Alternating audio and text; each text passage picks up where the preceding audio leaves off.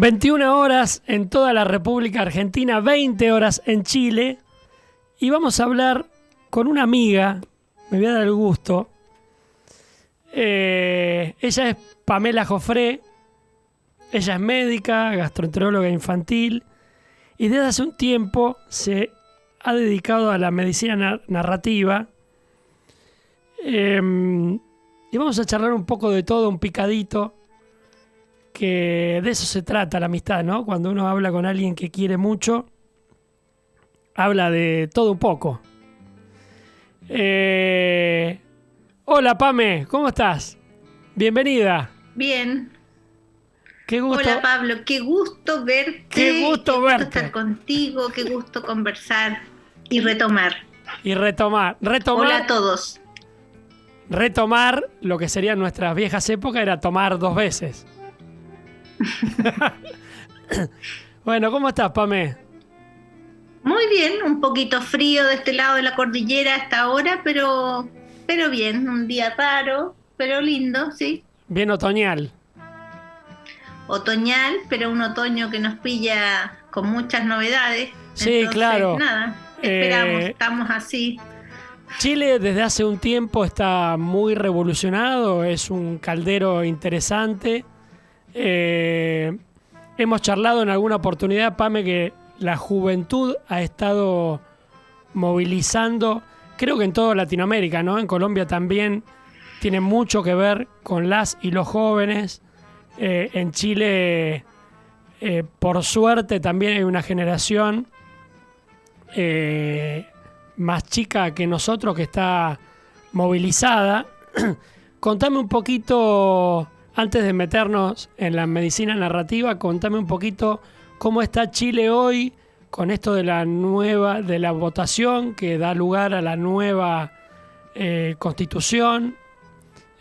Contanos un poco. Sí, bueno, para ti, para todos, Pablito, mi generación es una generación que observa estos cambios con mucha sorpresa. Jamás nos habríamos imaginado que esto iba a suceder. Yo personalmente hice mi infancia, mi educación toda bajo la dictadura, y luego cuando viene la supuesta democracia, la verdad es que nos fuimos acostumbrando a que era una democracia encapsulada, amarrada, eh, con esta constitución que habíamos heredado del gobierno militar. Uh-huh. Entonces, fuimos vencidos finalmente, pudimos hacer muy poco, el sistema de gobierno perpetuó la desigualdad. Chile es uno de los países que más ha crecido, a lo mejor en América Latina, pero hay gente que ese crecimiento no lo ha visto nunca. Uh-huh. Y que duele ver las grandes diferencias sociales de este país, son realmente, entonces, y mi generación estaba casi, te puedo decir, con una sensación de que no hay nada que lo cambie, es decir, nos conformamos prácticamente con eso, con poder hablar libremente, con dejar el miedo atrás para vivir, y estos otros cambios eran impensables para nosotros, pero todo tiene un límite, o sea, los que más sufren y los jóvenes con su fuerza, con su valentía, dijeron basta un día cuando les subieron un poquitito así, en términos monetarios, el pasaje del transporte público, que es muy caro en Chile, y ese día los estudiantes secundarios empezaron una protesta, evadir pasar por arriba del torniquete ese que Uh-huh. existe, del remolino, en forma masiva, y eso generó una explosión, y de ahí partió el famoso estallido social que fue recién ahora. Yo lo siento que fue hace muy poco, en octubre, y todo eso generó una convulsión tremenda en este país.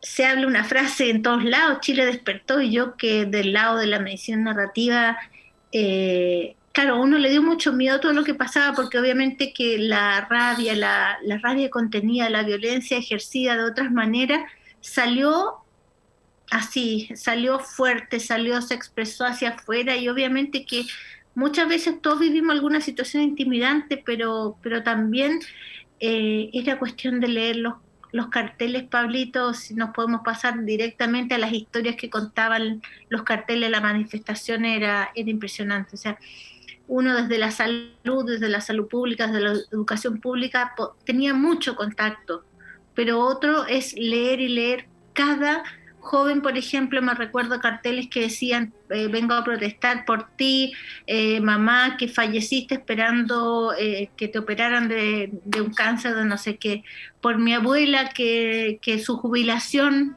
no le alcanza para comprar los remedios, y así una cantidad de historias. O sea, esto estaba contenido, esto iba a pasar, y claro que es normal entonces que pase también en Colombia, porque todos los países donde este, estos modelos económicos, pero llevados al extremo, que es lo que sentimos nosotros en el caso de Chile, generan mucha desigualdad, generan mucho dolor.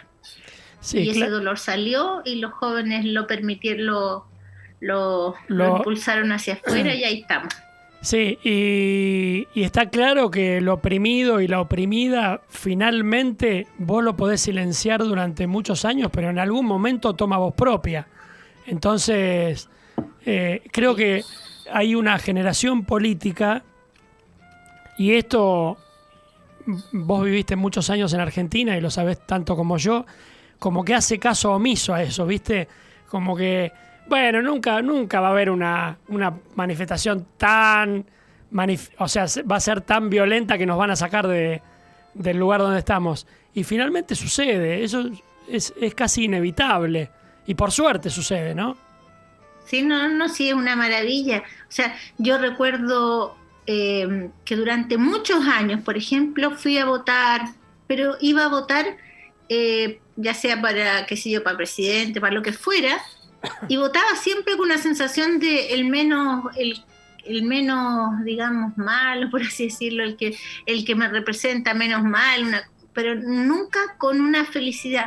El día que fui ahora a votar hace poquito tiempo, en octubre, noviembre del año pasado, el tema del apruebo, el rechazo, para poder efectivamente tener una nueva constitución, sentí la misma felicidad. Yo creo que muchas personas se expresaban así como cuando fuimos a votar para que se vaya Pinochet, el plebiscito ese que se llamaba, era una dicotomía, era el sí o el no, se queda o se va.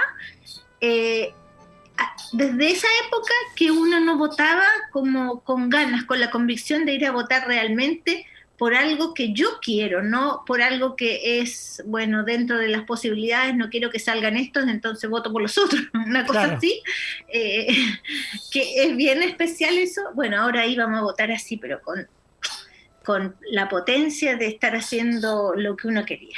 Y en Viña hay una figura fuerte ahora, una mujer, no recuerdo el apellido, me lo recordarás. Ripamonti. Exactamente, de inicio o de carrera comunista, feminista, digamos. La izquierda ha tomado un impulso muy interesante, ¿no?, en Chile. Es que el otro impulso interesante es que más que, bueno, sí, la izquierda es la que ganó en el fondo como conglomerado estas elecciones, las últimas, las de alcalde, concejales y los miembros de la Asamblea Constituyente, pero más que partidos políticos clásicos, el vecinalismo, con mucha historia, ganaron personas. O sea, por primera vez se votó por personas individuales, eso es lo más llamativo. O sea, no se rompieron las cuotas, se rompió la hegemonía y la disciplina, por así decirlo, de alguien que podía tener una trayectoria. No, acá se votó por las personas específicas que representan a las personas.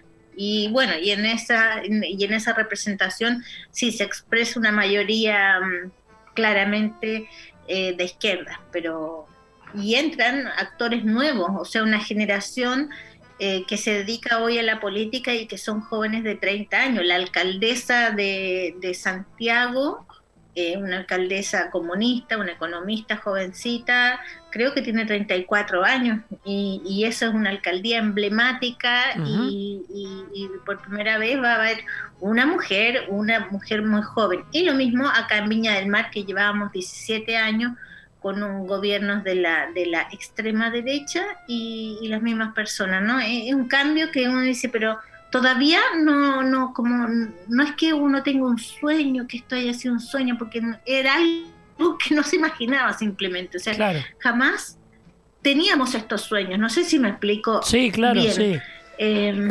Lo claro es... mi generación... Lo claro es que fue casi un atropello de lo soñado con lo que sucedió, ¿no? Que eso es interesantísimo.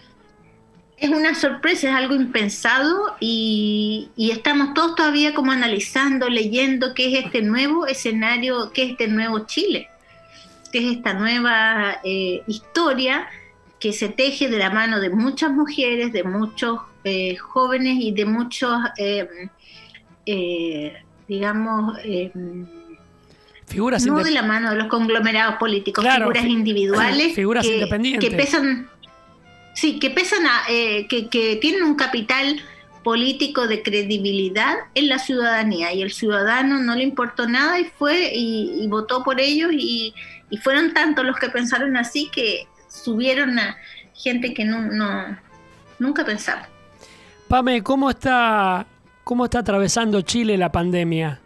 Vos sabés que en Argentina está golpeando muy, pero también impensadamente, extremadamente fuerte. Estamos con una segunda y hasta algunos leen casi una tercera ola. Estamos próximos a un decreto que aparentemente va, por suerte, a mi criterio, considerar restringir un poco la movilidad social. ¿Cómo está Chile? Bueno, parecido en el sentido que también estamos en la segunda ola, pero quizás no en el pic de la segunda ola, sino que estarían empezando a notarse un poquito de menos casos graves en las unidades de cuidado intensivo. Por lo mismo, hay empezó el desconfinamiento aquí en mi misma ciudad. Ya al menos de lunes a viernes uno puede salir sin tener estos permisos restringidos. El toque de queda persiste. Los fines de semana tenemos que estar de nuevo encerrados, pero ya nos empezaron a liberar así de a poquito, y esperamos que de la primera ola hayamos aprendido algo, porque cuando nos empezaron a liberar, bueno, queda un poquito el desbande, que también es natural porque es un año agotador sobre todo para la juventud, para los adolescentes, un año difícil. ¿Y cómo la veo yo? Siempre lo mismo, lo que anteriormente estuvimos conversando, Pablo, se expresa en la pandemia netamente. O sea, lejos la pandemia se tiñe de desigualdades sociales tremendamente. La mortalidad es más alta de acuerdo al sector donde se nace o se vive. La mortalidad también es más alta. O sea, se expresan los mismos determinantes sociales en la salud en esta pandemia claramente. Los grupos más vulnerables la llevan peor. Lo único bueno, así entre comillas, para nosotros es el acceso a la vacuna, que ha sido por una cuestión fortuita de una investigación que estaba en curso con un laboratorio chino y una universidad en Chile. Entonces se accedió y se accede a vacuna en buen porcentaje de la población ya a esta altura. No recuerdo si ya estamos llegando al 40% vacunados, lo cual ha hecho que, como se priorizan los vulnerables, en estos momentos son los jóvenes también, o la población joven, la que está con cuadros más graves en las unidades de cuidado intensivo. Claro. Ya desaparecieron los mayores. Claro, los jóvenes están en riesgo, como acá, ¿no? Acá estamos en una situación bastante parecida en eso. Pame, contame, tenés una extensa trayectoria en la gastroenterología infantil chilena, pero te pasaste a otro costado mucho más artístico, más a mi gusto interesante, que es la medicina narrativa. Contanos un poquito de qué se trata. Mira, también me liga la medicina narrativa a mi historia con Argentina. Yo creo que como tú sabes, uno en una especialidad va como perfeccionando el conocimiento, pero de poquito, de poquitas cosas sabes mucho. Y eso te va alejando del componente humano, de la esencia de la medicina de alguna manera. Y yo siempre, siempre, desde que estudié medicina, había visto esa relación tan parcelada que con los años y la tecnología me fue golpeando mucho más, de ver a la persona a través de un examen, de discutir en una reunión clínica, como tú ya lo sabes, con algún examen muy sofisticado encima de la mesa y hablar mucho de eso y de la persona no se hablaba. Todo eso a mí me fue como golpeando con el paso del tiempo y ahí fue que en el camino, bueno, uno se pone a estudiar y qué es lo mejor. Y ahí me di cuenta que existía en un viaje precisamente a la Argentina, me pongo a hablar con el jefe de servicios de pediatría en ese momento del hospital italiano y nos ponemos a hablar de eso. Cale, tú lo conoces a Cale. Cale Warren. Y él, sí, y nada, pues nos fuimos así en una conversación muy linda. La bioética no resolvía esto así fácilmente, esta sensación que uno tenía, y era esta rama emergente de las llamadas o clasificadas humanidades médicas, que era la medicina narrativa. Eso sí me permitió, entonces, cuando me encontré con ella, ahí me empecé a profundizar y a darme cuenta que efectivamente era la experiencia de enfermar la que en la educación médica moderna y en el ejercicio moderno de la medicina estaba seccionada, y el desarrollo entonces de esta disciplina me permitía acercarme a esa experiencia, una cuestión más bien de tipo fenomenológica. Y así me explayé, profundicé y me di cuenta que efectivamente era un insumo muy necesario, que rescataba muchos valores que siempre han sido los valores de nuestra profesión, pero lo rescataba desde un método. Eso de tener un método también a mí me gustó, creo que tiene que ver con mi personalidad, y entonces eso me permitió que todo lo que uno desde antes, tú lo dijiste, Pablo, esto tiene que ver con las artes, sí, tiene que ver con la literatura, sí, tiene que ver con el cine, sí, también, y todo eso ayuda al desarrollo de esta capacidad narrativa o competencia narrativa. Entonces todo lo que yo ya era como persona, los libros que leí, las poesías que me formaron, también cabían dentro de esa disciplina. También le pude, con el método, digamos, las pude integrar junto a otras cosas que he tenido que ir integrando en el camino. Entonces me siento como más enriquecida como persona, no solamente como médico.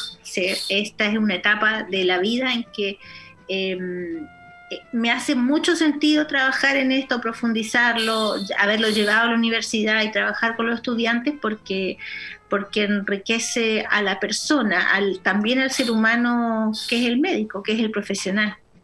Sí, eso es lo que pienso. Sí. Yo me acuerdo, Pame, que me parece que era a un neurólogo europeo, creo que era Sydenham, que le preguntaron sus discípulos: sugerinos un libro, sugiera, maestro, un libro para leer, y él dijo El Quijote.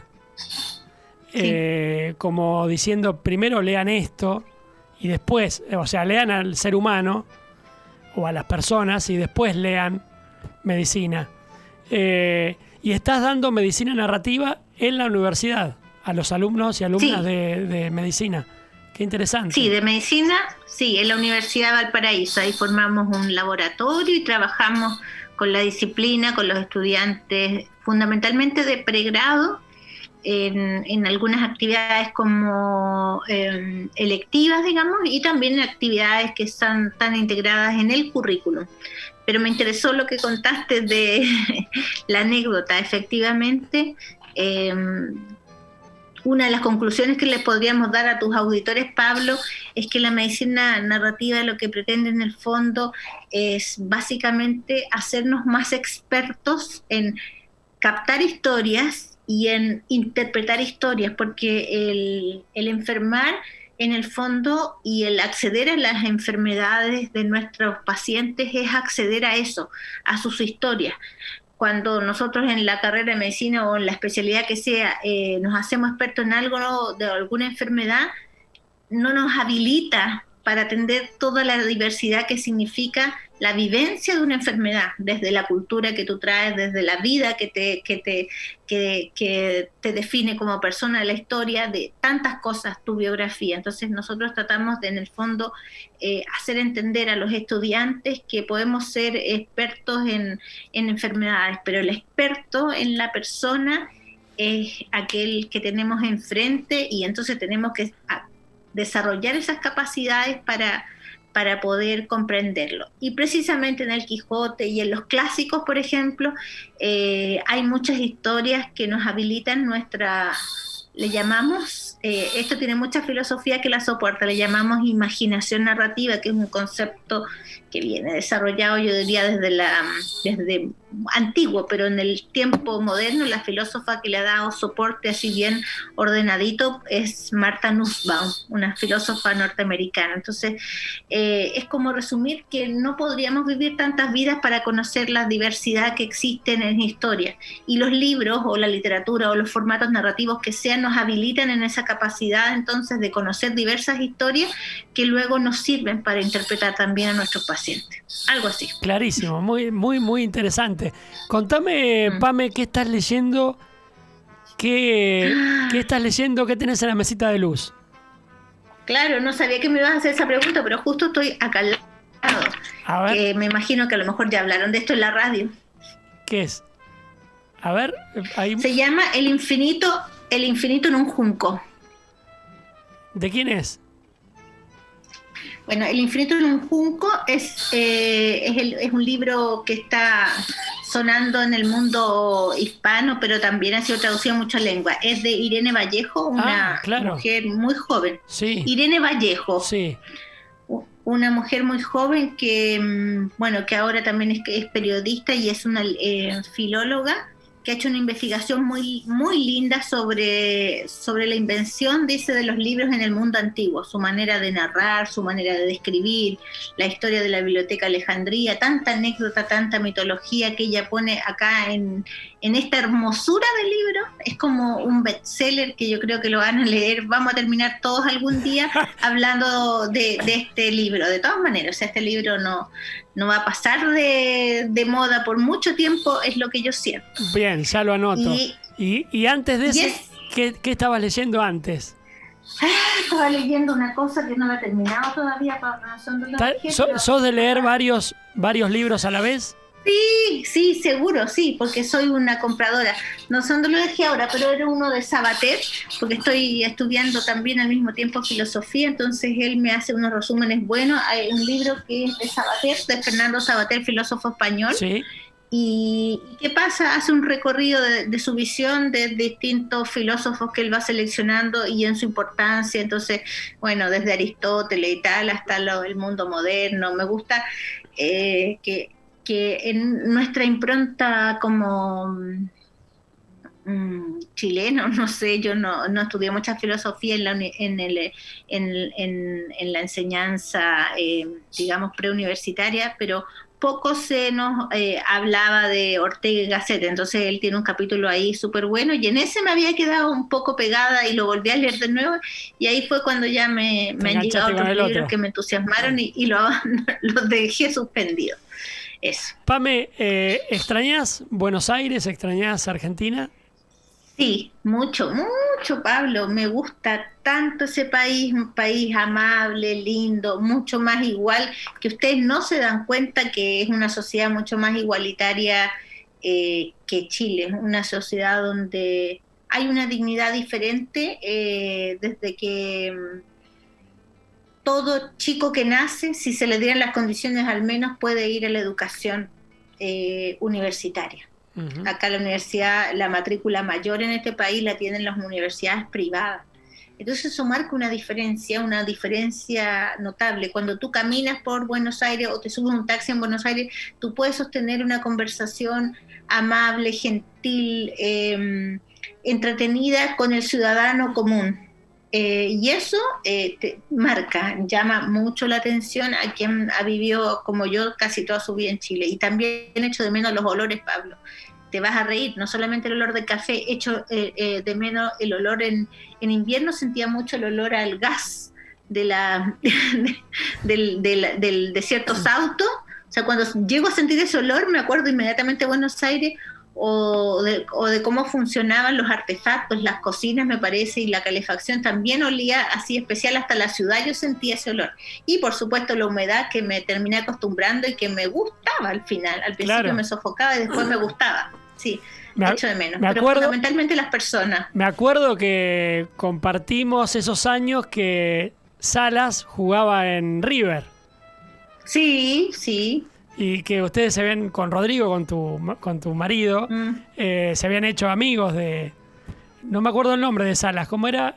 ¿Marcelo? Marcelo Salas, no. Marcelo. Conocíamos personas cercanas a él, sí. Sí. Bueno, fue una época imborrable que nos marcó a todos y a todas. Totalmente. Nos atravesó y es imposible que nos salga, aunque sea en lo cotidiano, en algún gesto, en alguna palabra, en alguna anécdota, siempre está presente, ¿no? Totalmente. Bueno, Pame, gracias por abrirnos tu casa, tu biblioteca. No, por favor. Para mí es un placer, estamos en contacto a veces intermitentemente, pero lo suficiente como para demostrarnos que nos queremos, ¿no? Totalmente, Pablo, totalmente. No me olvido cuando descubrimos los dos juntos el correo electrónico, cuando hicimos tantas cosas que hoy día sonarían. Éramos cándidos. Todavía tengo el pamPabloGas@yahoo.com que abrimos juntos, Pamela Pablo Gastro, y la clave inicial era 8605, que era el interno de gastroinfantil. Totalmente. Después lo cambié, ¿no? Sí, qué cándidos que fuimos, porque era como un correo para los dos, claro. Un correo electrónico para los dos. Eso no sé, no creo que nadie se lo ocurra ahora. No, ni loco. Bueno, Pame, saludos a la familia, saludos, gracias, sí. Un placer. Le mandamos saludos a Clarisa Steinberg, que seguramente Clary está enganchada escuchándonos. Que sí. Y si no, nos va a escuchar cuando postemos, tengamos la nota subida a la red. Y bueno, nos estaremos comunicando pronto. Seguimos comunicándonos, seguimos contactados. La medicina, la poesía, la literatura tienen mucho que ver. Están conectadas, y estas formas de verlas vienen para crecer y para quedarse en un mundo que también espera por mayor humanidad desde nuestra profesión. Exactamente. Bueno, lo cerraste hermoso. Fue un pase de Messi a Valdano. Bueno, te mandamos un beso grande, Pame. Un beso. Enorme. Pamela Jofré con nosotros. Tema y tanda. Quedé muy contento porque siempre es lindo charlar con amigas y amigos. Esto es Blackberry Íntimo, no te vayas.